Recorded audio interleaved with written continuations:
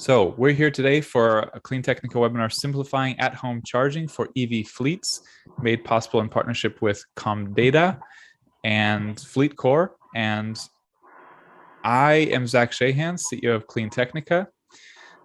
I hope you know who I am, but I'm not a big fan of introducing myself, so we'll leave it at that. I'm CEO of CleanTechnica, Zach Shahan, and with me today we have a couple of esteemed guests, Tom Rowlands, Vice President of Strategy for FleetCor's international business, and John Donahue, Vice President of Product Innovation at FleetCor. Tom is based in London. As noted, he's in Amsterdam. He's led the development of FleetCor's EV strategy and products in the UK and Europe for the last 2 years, as the market has absolutely exploded. So I'm sure a lot of interesting experience from that. He sits on the board of Mina, a UK-based home charging EV startup, and he's now leading a growing and dedicated team of EV experts in Europe to scale up their EV proposition. John is, as I said, Vice President of Product Innovation at FleetCor. He's got a passion for innovation and leading change at FleetCor. He has been on the forefront of supporting fleets who are undergoing the transformation to greater sustainability. I presume mostly on the US side, on the North American side, but we'll have more info on that as we get into this. And his closing comment here, FleetCor is at the intersection of ensuring operational benefits and sustainability commitments, continuing to drive growth in clean fleet technology. So we're all about increasing clean fleet adoption, EV adoption among fleets. We have European experiences, US experiences, and we're going to try to take the learnings from this broad expertise and help more people to go in that direction. So any initial comments from you guys before we jump into other questions? We'll start with Tom. No, just really happy to be here and happy to share my experience in Europe. As you said, Europe and the UK, the EV market over the last year and a half has really exploded. We've seen massive uptake. And actually probably only held back by a lack of vehicles, partly driven by COVID and supply chain issues. But we're really starting to see some of that easing, and excited to share what we've learned. Thank you. And John? Thank you for having me as well. I'd like to echo what Tom said about being excited to talk about this today and being able to talk about it with Tom, so you all can get a great feel for the differences between the two markets, the similarities between the two markets, maybe a glimpse into the future as we watch our partners in the UK and Europe with their EV adoption and help blaze a trail for us. And so both of you have titles with FleetCor. We're doing this in partnership with Comdata. Can you explain what's Comdata? Sure. So FleetCor is a global payments company with solutions spanning everything from fuel payments to corporate payments. As part of the FleetCor portfolio, Comdata, where I work here in the US, in All-Star, where Tom is in the UK. So we're part of a larger organization, and so we get the benefit of that. Comdata here in the US has been a leader and innovator in commercial payments for over 50 years. Really, we're working with fleets to help enable them to pay for, track, control their fuel and other business-related expenses. Very good. So I'm going to jump in with perhaps the question that comes before the webinar, or the first question for the webinar. So when I think of fleets going electric and fleet charging and all that stuff, I typically think of a corporate facility and a lot of charging stations. And as the title notes, we're talking about at-home charging for fleets today, and that's something that I think a lot of us don't typically think about when we think about fleets going electric. So can you? And just, as a note, I don't own either of these vehicles behind me. This is near where I live. I wish I did, and I would feel very lucky for anyone driving a fleet vehicle who has those two in their driveway, but we're trying to get some flair here. So could you guys talk about the importance of at-home charging for fleets, and why we should think about that a little bit more when we think about fleets going electric? We can start with John this time, yeah? Sure. So I think when we think about going electric here in the US, one of the first things that comes to the forefront of the conversation is the lack of public infrastructure. And really, the US is more ready for electrification than you might think, because while fueling requires a stop at a specific gas station here in the US, charging your vehicle can really happen anywhere there's an available outlet and an EV capable outlet. So there really is an opportunity to begin the electrification process for fleets and begin meeting their sustainability goals without having to wait for all of the public infrastructure. And what we're seeing is that our fleet customers are actually self-selecting those employees that have houses that can support electrification, and those vehicle classes. So they're not necessarily, they're not starting with the big tractor trailers, but they're starting with maybe the Salesforce vehicles, those passenger vehicles, or the F-150 Lightning that launched here in the U.S. just this week. So we're really seeing that become the forefront. And the other thing I think with the sending the fleets home, there's a bit of a misconception that charging with electric is cheaper than charging with fuel, and maybe not at today's gas prices. But charging on the road, if you were just to rely on the fast charging model, it's actually quite expensive. Part of the ROI of achieving going electric and cost savings is based on private charging, whether that's at home or at a private work location. So at home is a very big piece of a charging strategy in planning your fleet deployment. You can go ahead, Tom. Yeah, no. So I echo all of those things, and I think we definitely saw that, and we've seen that. So even the infrastructure here in the UK and Europe, which is obviously further ahead than the US, can't keep pace with the number of EV vehicles on the road, particularly in urban environments, like London and other places where EV adoption is kind of accelerating. So in terms of what we learned, so all of the things that John said, I fully agree with, but we quickly realized that a huge number of these drivers just charge at home anyway. So if they've got a personal EV, they're very used to charging at home. It's far more convenient for them. And to John's point, it's far, far cheaper. So people and early adopters tended to have charge points at home or use 3-pin plugs at home because it's cheaper and it's just more convenient. And they can charge overnight, wake up with a full battery, and off they go. I guess the other interesting thing that we identified as part of this was drivers charging at home actually became a pain point quite quickly for the fleet manager, that they didn't really know how to deal with it. They hadn't thought it through. They just kind of made that assumption that everyone would either charge at the depot or at work or on the road. So I'm not the only one making that mistake. Exactly. As many people did. And that just threw up a whole ton of issues for them to try and work through. So how do they understand what proportion of that was potentially personal charging versus business charging, and then how do they actually undertake the reimbursement for that because someone has an energy bill that they pay which has suddenly got business expenses on it, and there's no way of tracking that or understanding that, and utility providers certainly weren't or aren't providing that split. So that was a big kind of pain point that we identified pretty early on. And then I guess the other really kind of key piece that didn't really strike us until a little later on, but quickly became apparent, was home charging drives far more complexity for us and for the fleet manager around getting this set up. So it's way more than just sending out a card. You've got to think about, which hardware is the person going to install? Should I need to do site surveys? Who's going to do that? I need to help with the application for a government grants if there's incentives for people to take home charging. I need to help with the installation. Installations go wrong. People get upset because they've had damage to their home because someone's installed the charger incorrectly. So fleet managers quite quickly need to get into a different world versus All-Star or Comdata sending out a fuel card and away you go, to a far more complex setup to enable this. I'd say those are the key things that we figured here in the UK. Yeah, that illuminates the issue a lot, and I think I have a lot of free.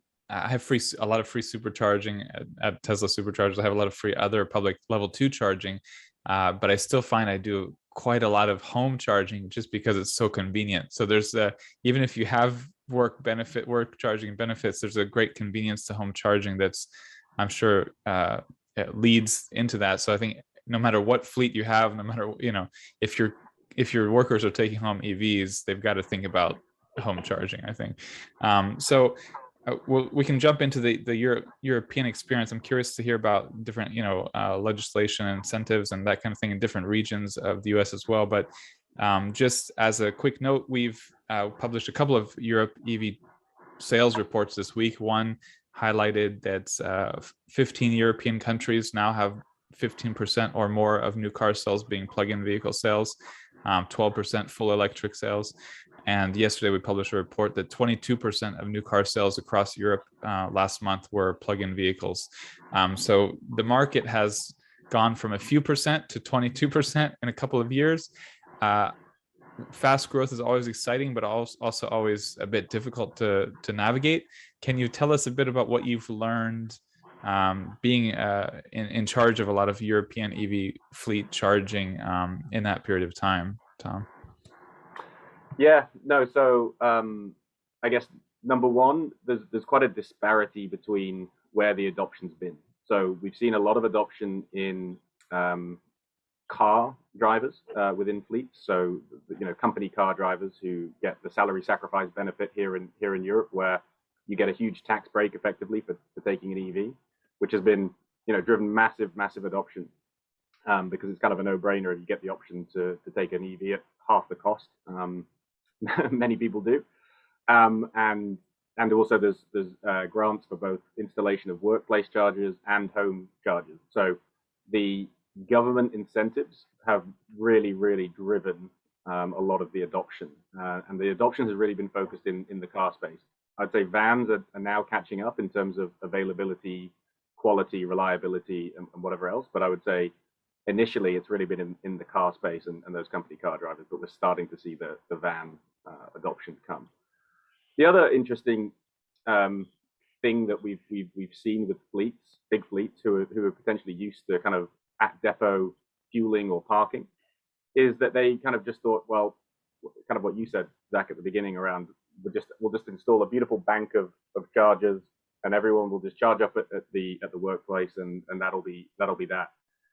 There's quite a lot of potential issues with that. So depending on where your depot is based, getting the right amount of power into that place to charge that many vehicles can be challenging.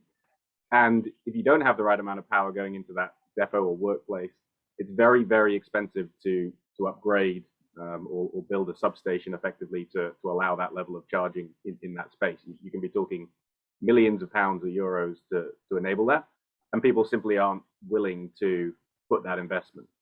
So a lot of fleets that used to do depot or workplace fueling or parking at least have actually switched the model to allow people to take their vehicles home and encourage people to take their vehicles home, because it's actually easier for the fleets themselves to get people to charge at home versus kind of install all this very expensive infrastructure, even with the grants in place.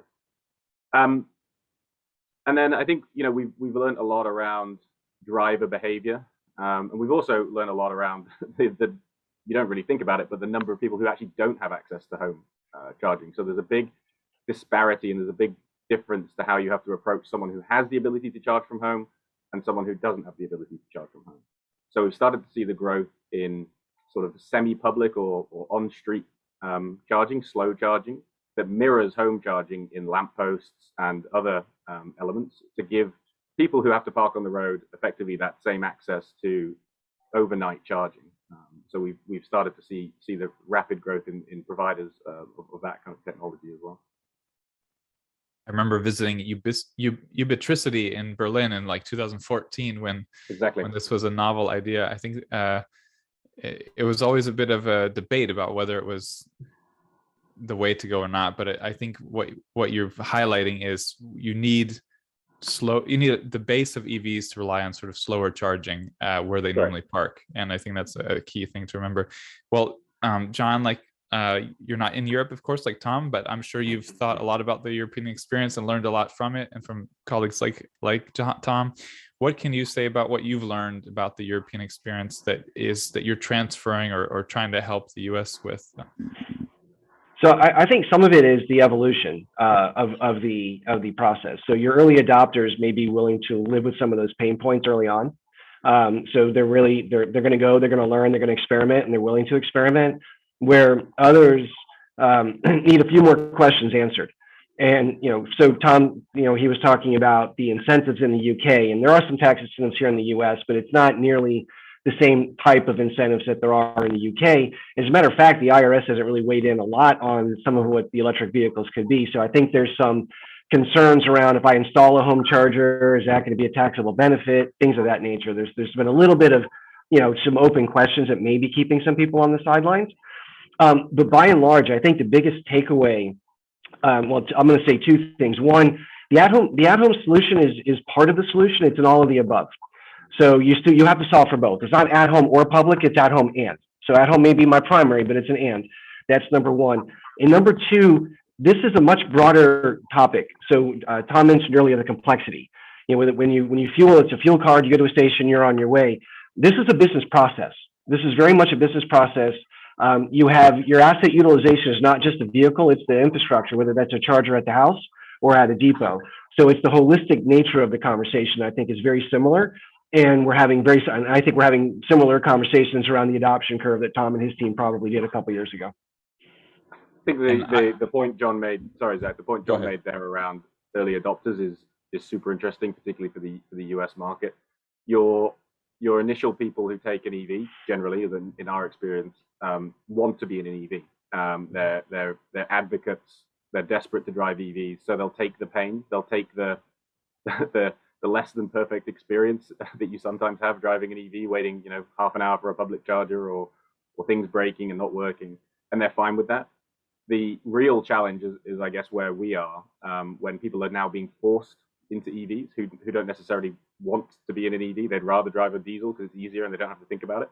But their company or their company is putting them maybe into an EV van because their whole fleet is going EV, and that's the harder piece to keep people happy because they expect the same experience that they've had driving an ICE vehicle, and they don't get it. And it's a challenge there. Correct. And Tom, I would add that these are fleets, so these are business vehicles. They can't be idle. They have to be high asset utilization optimization. So part of the decision, again, I think this is something Tom and his team saw based on our conversations. It's really around the duty cycle of the vehicle and the individual, right? The range of the vehicle is 200 miles. You only travel 150 miles a day. This is my priority for electrification. We'll do some of our other vehicles later. Because if you have success early in the program, so other employees will see the success, and that helps adoption down the road. So really planning through it, not having that bad first step is also a critical component. Well, we've already talked about this a bit, but I think maybe if there's more to say, and just to hammer home the point, if someone's watching and listening and thinking, oh well, I want my EVs at our corporate headquarters. We're going to have it simple. We're not going to mess with installing the right electricity outlets or charging stations at people's homes. Can you explain a little further why at-home charging is preferred by drivers, why it's such a critical component? Yeah, so I can jump in to start with, and I think, as you said, we kind of covered it, but to hammer it home, it's two things. It's cheaper. It's just, well, and that may not be so much for the driver, but on a personal basis, they'll tend to drive from home because it's cheaper, and it's actually cheaper for a business. So to make the business case stack up, the total cost of ownership, actually fleets really need people to charge from home because it's cheaper, and it's just way more convenient. So you go to bed at night, you plug your vehicle in, you wake up in the morning, and it's fully charged. So those, to me, are the two from a driver perspective, convenience and cost. And then I think from a fleet manager perspective, it's in many ways it's simpler. And I think John kind of touched on it. What we found is because of the number of different use cases you have within a single fleet, you have to have all three. You can't just say, I'm just going to do on road, or I'm just going to do at home, or I'm just going to do work. You kind of have to do all three. And some of your drivers will simply do one. Some of your drivers may use two of those things, and some of your drivers may use all three. But unless you have access to all three and a solution that works for all three, you're never going to be able to convert the people that you want to convert as quickly as you need to. So Zach, I probably have a smaller body of evidence, observations, so to speak, than Tom does. But in the conversations I've had with customers, when you talk about corral or depot charging, there's probably two things at play there. One, range anxiety is very real. So if you're charging at night and your vehicle's charged the next morning, you're off and you go. I mean, think about how many times a day, if you're on the phone, you're checking the battery on your phone. So range anxiety is real, and it really has a play in driver adoption. If every time I grab whatever car, because now if it's there, somebody has to manage the complexity of which vehicle is charged and ready to go for the next day's duty cycle. And if that doesn't happen, that really can have an issue. The other thing, some of the nature of the fleets, are they actually at these office locations long enough to charge? You know, so hey, I've got drivers that need to be on the road. They're service, they're home repair, what have you. So even if they're there overnight, if it's a level 1 charger, that may not give it a full charge. So it really needs to make sure that your vehicle is going to be at a location with the proper level of charging to have it ready for the next day. And you've talked about challenges a bit as well, but maybe a little further. Is there a list of challenges that you would highlight that we haven't talked about, or including what we talked about, that that you think is, people should know right at this stage going into it, thinking about it?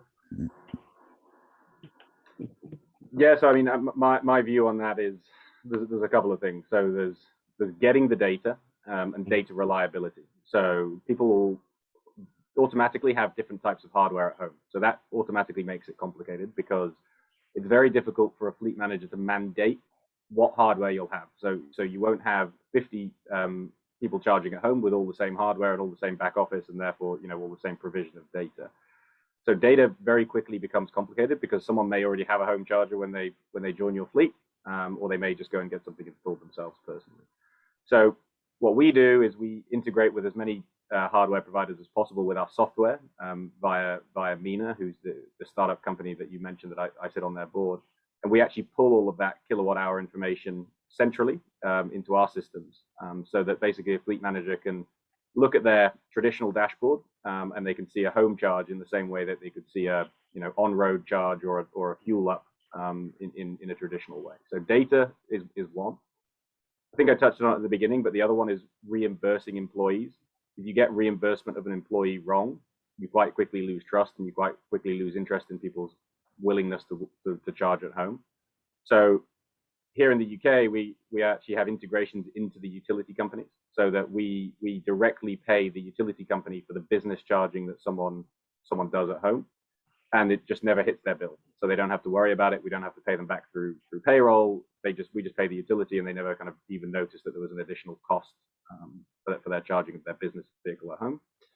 For some fleets, they do want to just get a data report from us and then apply the money in a payroll run. So we can facilitate that if we want, but we find the direct utility piece a bit more popular.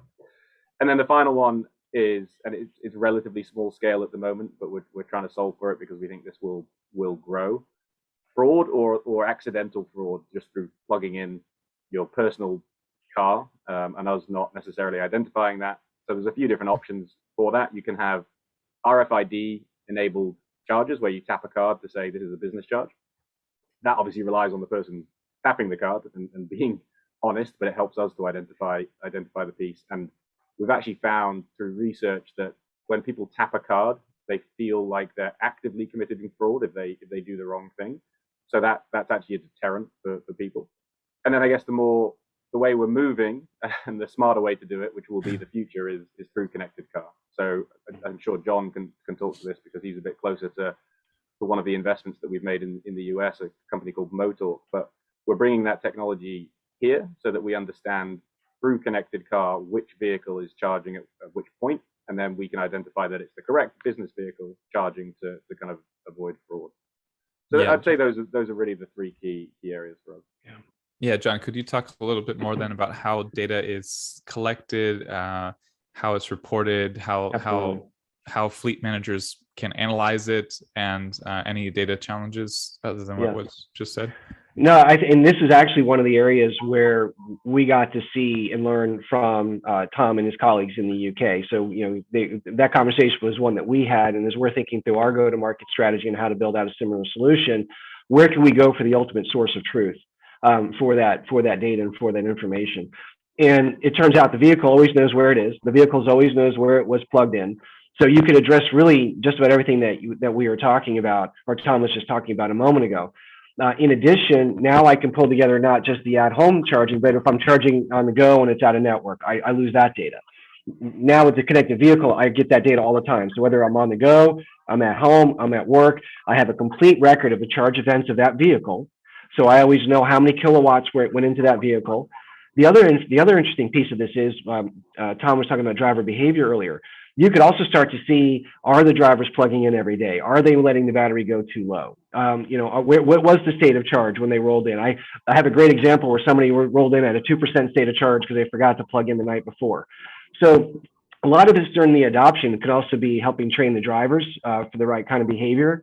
And then the fraud, by preventing the fraud. So I will always know if it was my vehicle that consumed that kilowatt hour instead of a spouse or a neighbor's vehicle, because I'm getting that data directly from the car and not the charger.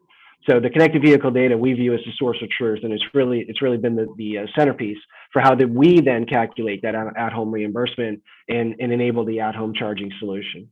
Yeah. So then, what is the relationship between the employee and the company as far as getting reimbursed? What's that process look like? Is it they got to report stuff every month, or is it a seamless process and they just how does it work? Yeah. It's evolving a little. It's evolving here in the U.S. We're not quite as sophisticated with it as they are in the U.K. As Tom said, there's the easier way to say, okay, we have the data, we know the rates, we can do a little math for you, and we can give you the calculation. You can process it through payroll. As a payments company, we have the opportunity to disperse those funds directly to the drivers through one of our on-road solutions. So we do that already with some of our drivers for other types of payroll services. This is a natural extension of that. Down the road, will the U.S. follow a similar model with different reimbursement models? It's possible. The energy markets are a little bit different. One's regulated, one's not. So there are some differences in what's possible. But the underlying pain point is the same, and helping our fleet managers solve for that is something we're both committed to. And I think on the data challenge side, part of the reason we started the other way around to the US, obviously. So we started with the hardware, so putting software in the hardware to get the information out. But bringing Motalk and the connected car solution over to the UK is super helpful, because one of the key challenges around data is data reliability. So if a charge point on someone's wall goes offline, the Wi-Fi drops or whatever else, and we miss a charge, that's obviously bad news, because we haven't seen it and we don't know about it, because we rely on that connectivity. So with the Motalk solution, that gives us a backup and a validation of the vehicle's charging, but actually the hardware is not telling us anything, so we know we've got an issue. So kind of having those two points of failure is helpful, because it's very unlikely that both will fail, and we can see the piece, which is again obviously very different from the traditional fuel market, where you don't really have to think about connectivity and data flow in that same way. Right. Yeah, and you talked about a little bit how you're able to see some trends and patterns in the data. How much can you say how much you're able to sort of I guess now and going forward able to look at that data and recommend best practices to people, or have a system of, oh, looks like you forgot to plug in and you need to get to work tomorrow, maybe you should check the car and or different, or just battery, people are charging to 95% and letting it go down to 5 or 10%, and a system of, hey, noticing the ideal charging patterns and helping people to learn those. What can you say about using data for those kinds of things? So one of the things that you mentioned is actually on our product roadmap. So maybe you can help us with our product roadmap. But it's around it's that nudge piece. So hey, I'm a fleet manager. I can automate alerts to say you've actually forgotten to plug in. So it's 9 p.m. Please plug in, because if you don't plug in the next half an hour, you won't have enough charge for the route that you're planning to do tomorrow. So you can start to do all sorts of clever things around that. I've had a couple of mornings where I realized I was supposed to plug in the night before and I didn't. Yeah, exactly, and that's obviously the worst. And in a fleet situation, it can be quite problematic if you then have to spend 6 hours in the morning charging up because you don't have enough charge. The other element with data that I was actually speaking through today with someone is optimizing charging. So through the data that we get from connected car, we can see the routes that people take, we can see where they're stopping to charge, and we obviously know the pricing of where people charge. So through that, we can provide insights to fleet to say, driver one is stopping at very expensive rapid charging when there's no need, because we know what the battery state is, and we know that they can get home, and we know they went to a rapid charger, charged for 10 minutes, spent a load of money, and then went home, and they didn't charge at home. So giving fleet managers that kind of insight around, actually people are charging in the the least efficient way for you or the wrong way, depending on your policies, I think is really powerful, because there is such a disparity in cost of charging locations. It's not like fuel where you might, stop at one station and it's a few cents or pence different from the one down the road. If you charge, certainly in the UK, at a rapid charger on the motorway, you can be paying up to 90 pence. And before the energy crisis at home, overnight, you could potentially be paying as low as 4 pence. So you're talking, many multiple difference in terms of pence per kilowatt hour. Yeah. So I think those kind of insights you can really start to drive through data. Yeah, like you guys really I would agree with all of that. Yeah, I would agree with all that. Thinking a lot about behavioral factors. It's interesting just to hear you talk about them. I was gonna, John, do you want to comment any more on that before? Yeah, I was going to actually add, just even for the fleet manager. So I agree with everything Tom just said there, and I would also say for the fleet manager, there's a couple other things you can do. These vehicles all come with mile per gallon equivalents on them. So really, is my vehicle going 100 miles for the kilowatt hours that I actually put in it, or is it not? So really, what is the efficiency of the vehicle? When we talk about EVs, it's really about efficiency as well. And if you're not getting the efficiency that you're supposed to, is that because of driver behavior? I just love the fact it goes 0 to 60 in 3 seconds, or is that because that's the duty cycle of the vehicle, and that needs to be how you budget and forecast for your charging? So I think there's definitely a double click on the data there to determine use versus application. And even then, I'll tell you one other interesting analysis I did. Unfortunately, the data points aren't big enough to call it a conclusion, but I did a quick at home versus on the go. And I found that vehicles with level 2 chargers charged at on the go much less than the level 1, right? The level 1 charger just was not sufficient. And really, you were seeing an inverse in the number of charges that were on the go versus at home. So I think as we get further in our evolution with the data, we're going to find there's a lot there to help both the driver and the fleet manager with these electric vehicle fleets. Yeah, and any data you have to share, we're happy to. We love data. We love to write about these kind of findings. People love to learn about them. So on the like a year ago, we were looking at buying a house, and we were looking at different areas, and I noticed it was quite humorous. My wife and I bring it up sometimes. In some of the wealthiest areas, that you can look at the crime overlay maps, and the crime is not as high, obviously, than in very poor areas. But I was clicking, and almost every case of crime was fraud. It was like fraud. So you think everybody's honest, everybody's going to do the right thing, but across sectors, people cheat and people steal, and many professional people commit fraud, even if it's well known immoral behavior. So I thought it was really interesting that you're paying attention to very interesting behavioral research. Like if you give them a card, they're less likely to cheat because there's a physical connection. The morals kick in a little bit quicker, or the concern of being caught. I don't know. Can you just talk a little bit more about, is fraud a major issue you found, or it's just one issue that's worth improving as much as possible, and just anything more on what you've found as far as how to address it, or how you guys specifically help fleet managers to address it? I don't think it's any bigger issue in EV than it is in traditional fuel. And again, it's not necessarily a huge issue in traditional fuel. I think it's an area that we focused on because we focus on it in fuel. We don't want our customers to have to deal with fraud, and we have good fraud protection in our fuel products. So I guess it's just something that we naturally went to. But I don't think it's any worse. It's probably a little bit harder to spot potentially with the home charging and with the workplace piece because of the nature of charging at home. Yeah, and on the behavioral piece, I think it's just that active fraud is different from, I guess, passive fraud if you just plug in and don't think about it versus, hey, I'm tapping my work card now and I therefore feel like I'm stealing from the company. But there's, again, if we draw back to data, exception analysis can pretty much provide you with what you need from a fraud perspective, because the charging information of the vehicle, the size of the battery, so you can basically see if they've charged up more than the battery can take, and you can, obviously they can do little bits and pieces, but if it's serious fraud, you'll pretty quickly identify that through kind of automated exception reporting, which we obviously have from a fuel perspective. So we've just applied that to the EV and battery instead of fuel tank and liters. John, do you have any other comments? I've disappeared somehow. Yeah, I saw. I was.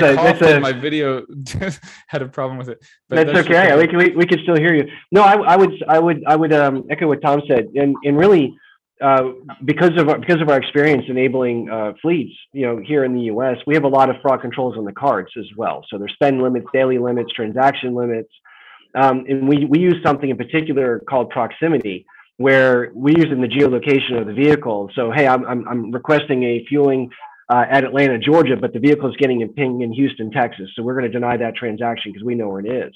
We take that same philosophy and we apply it to our electric vehicle. When we enable at-home charging, we're actually creating a geofence around that location.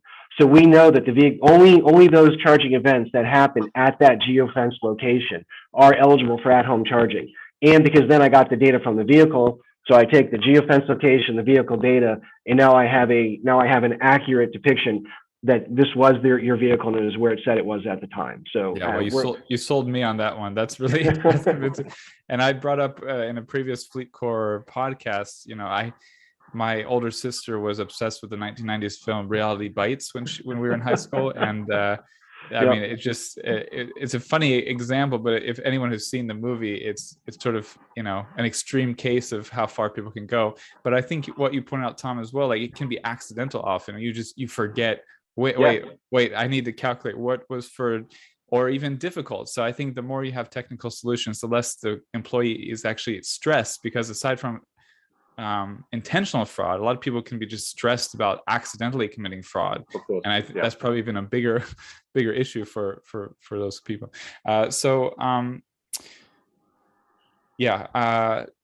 Anything else to say on those topics of data and management? I think those are the key ones. I mean, John kind of touched on it, but there's lots of other applications that you can have around predictive maintenance requirements and all those kind of things. In the UK here, we own a service maintenance repair business to help fleets with repair. So if you can predict those kind of things through data for the EV to get it repaired before it breaks, those are kind of other value-added services that you can start to think about for fleet managers as well. We have a few audience questions I'll ask before I have another one. What do you think of battery swapping solutions at work as alternative to at-work grid charging? Yeah, I mean, I've seen companies that do it. In terms of, I think the company that started doing that initially was a Chinese company, and they can swap the battery out pretty quickly and relatively effectively. I haven't seen it in Europe yet. I think it's a great option for a very large fleet who really needs to have those vehicles available for any emergency situation. We have a slightly different, probably less exciting solution that we're partnered up with a company here in the UK doing. If a vehicle isn't charged up, we can send out a little van with a rapid charger kind of in the back, and they go and charge them up in 15 minutes as a kind of emergency charge. So I think battery swapping is a kind of extension of that as it becomes lower cost, more viable, because at the moment it's kind of an expensive alternative. Yeah, the Chinese company NIO has put a lot of these in China. They've also started putting them in Norway for their customers there. I forget if they've gotten to Netherlands or elsewhere, but yeah, it's you would have to buy that specific brand car to think about that issue, I think. What is the another question? What's the name of the company that does connected car to prevent fraud?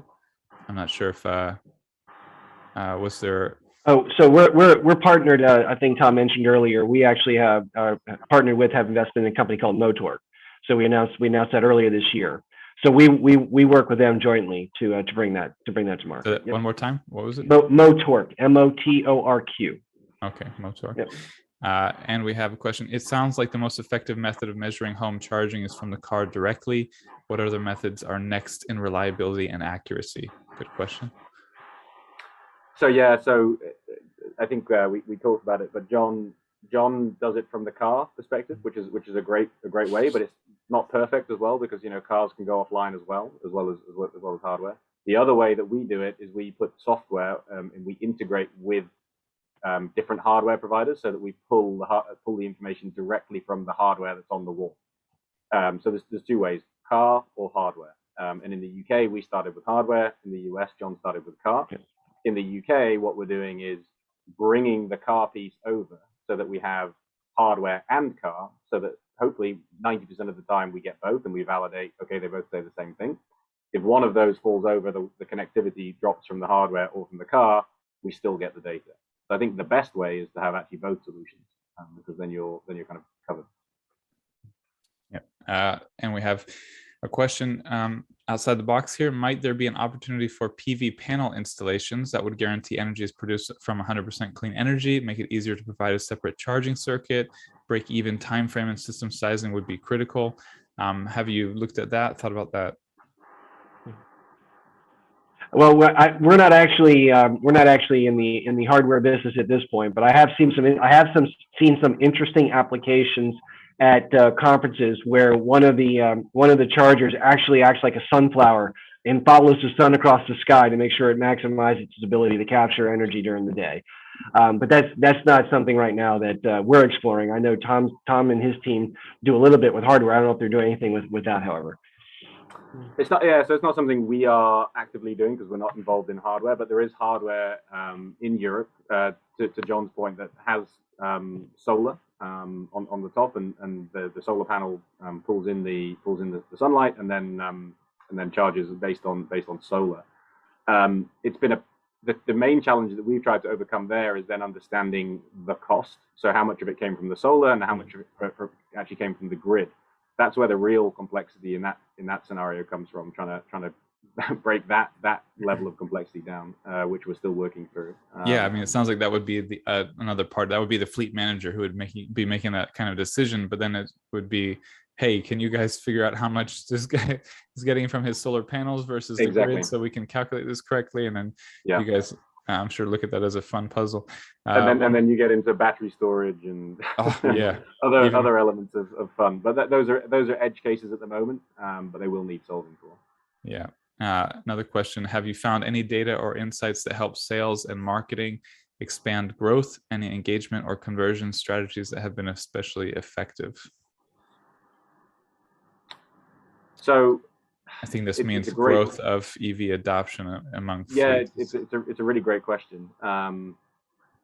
The EV, I mean, EV kind of sells itself in many ways because of the early adopters who want to get involved, the government grants. Basically, in Europe, they're going to stop selling combustion engines in 2030. So there's kind of no choice but to move across. I think in terms of the conversion strategies, I think being transparent with data and using data to select the right drivers to move over is super helpful. It really removes a lot of the anxiety that John was talking around. So if you can show someone, that their vehicle is actually idle for 97% of its life, oh, well, then I've got a lot of time to charge it up. That makes me feel better.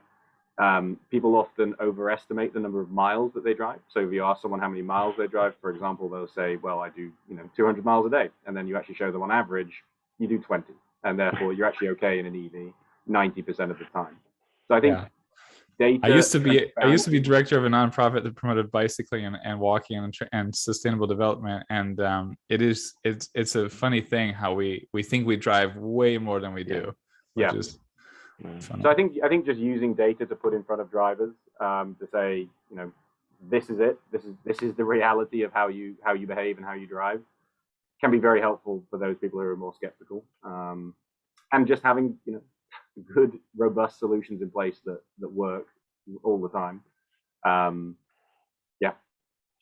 And I think those early positive experiences too. So everything Tom said, and if you can build the positive experiences in your employee base, it helps the future adoption of EVs throughout the employee base. We've seen a couple of bad implementations. We've talked to some customers who said, no, it didn't work, and we had a horrible experience. We're never going to EV. So I think going through these steps and really identifying the right employees and the right use cases, you get those early successes. Like for us here in the U.S., it really builds a foundation as you want to roll it out the rest of your fleet. Well, this might be the last one. I've just on the previous FleetCor chat, basically they mentioned, it's not all or nothing. Often you have employees who will be using multiple cars, and some will be gas, some will be electric, and then sort of streamlining that across different vehicles and types of fueling. What can you say about how you manage that in a way to keep it efficient and easy? Yeah, so sorry, that's different other alternative energy types, right? I think he's talking about fossil fuel as well as electric. Yeah, like you might have a driver using a gas car some days and or petrol exactly. car, as a Brit would say. And so the strategy that we've defined in UK and Europe is a mixed fleet strategy, very much. There's almost no fleets that have managed to go 100% electric overnight due to logistical challenges, supply of vehicles, whatever else.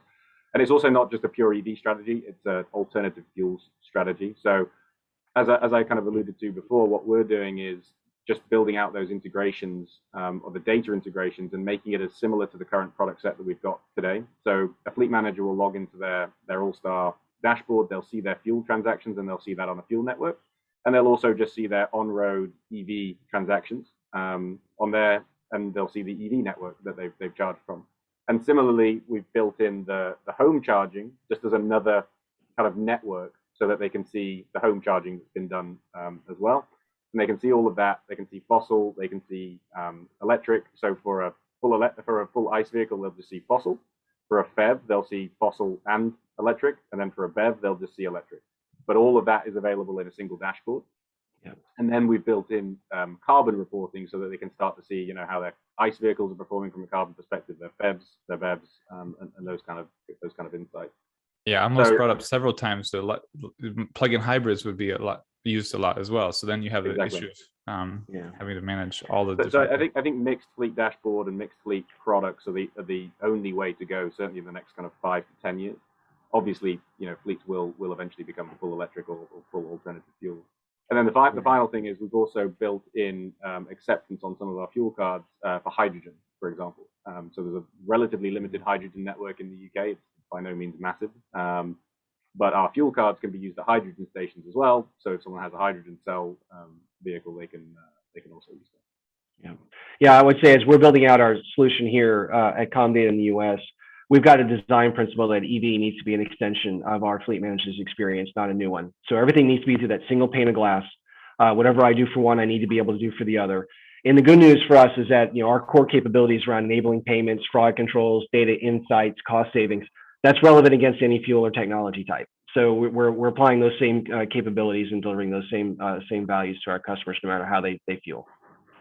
Well, I think we're basically out of time, but if you have any final comments, topics that we missed, feel free to chime in right now, or just some closing comments on the market. No, it's been a real pleasure. Hopefully it's been insightful. I can see one quick question that I can very quickly answer. So what percentage of fleets at home versus company? I would say it's too difficult to answer that question right now, too early. A lot of people who thought they would charge at workplace are actually enabling home charging, is what I would say. And then in terms of home and work versus on the road, where someone's able to charge at home, we see it's about an 80-20 split. So 20% on the road, 80% at home or work. We haven't really got down yet to the difference between home and work, that split. And it really depends on the solution that the fleet manager puts in place. But yeah, no, it's been a pleasure. Hopefully it's been insightful, and thank you very much for having me. Yeah, I would just close by saying. Go ahead. We had one more question, so maybe if you work into your closing, someone asked the top 3 benefits of Comdata EV reporting. So just nailing it down basically. So with the EV reporting, as I said, one, it's going to enable the at-home charging, and we know it because it's the source of the truth. Two, as we've talked about earlier, I think it's really going to help with your EV adoption, your vehicle adoption in route planning. So which routes, which vehicles are most ready for this. And three, then bringing that all together into the mixed fleet scenario, because as Tom said, I mean, we have 280 million vehicles on the road here in the U.S. We're going to have a mixed fleet for a while, and you need to be able to have that single view of what's going on with your fleet. So being able to bring that all together for the fleet manager, I think, is going to be very critical. And don't let the small adoption rate of EVs in the U.S. Fool you. Our customers are talking about this right now. This is a real-time decision, whether they have one, none, or they're waiting on that F-150 to be delivered.